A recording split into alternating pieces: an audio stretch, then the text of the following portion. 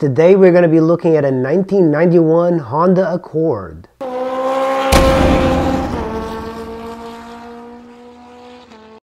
You know, you have to admit, these 90s Accords, these early 90s look really good. I really like the looks of this car, and it surprisingly is holding up very well over time. This is a 91, and we are in 2019. You don't see a lot of 90s cars on the road, but you do see quite a few Japanese 90s cars. These things are just so reliable, and the build quality on this thing is excellent. It's one of these cars that you can buy for less than $1,000, and it will get you from point A to B. And the looks are extremely nice. Even the headlights are glass, unlike the plastic ones of the later 90s. This car came equipped with just about every power option except the seats. You have mirrors, power locks, power windows, and it is just a very convenient car. It's a good family car, even still.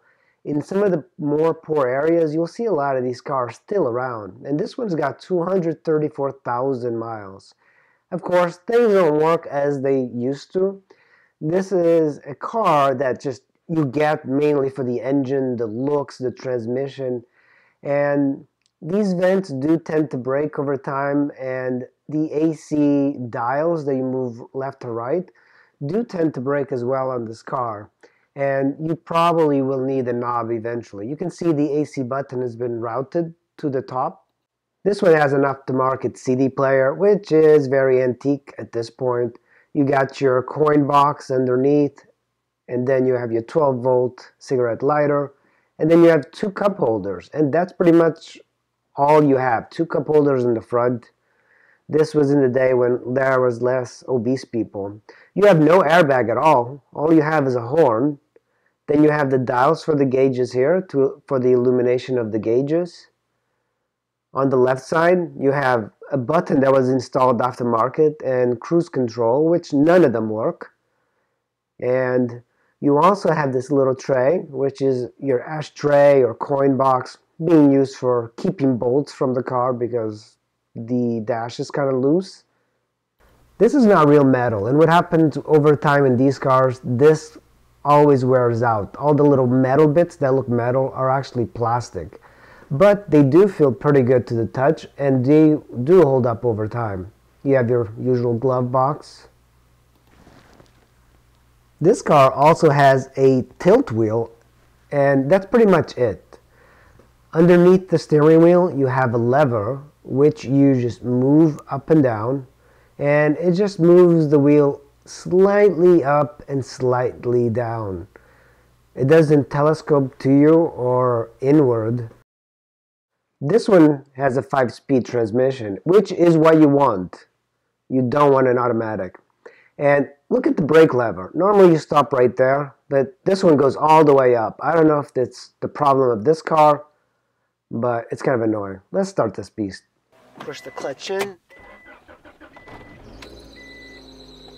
You know, one of the interesting things is that this car came equipped with this automatic belt, which I removed. But when you stop the car, for example, not stop, I guess you'd have to open up the door. It moves by itself. And then when you turn it on, it goes back into position by itself.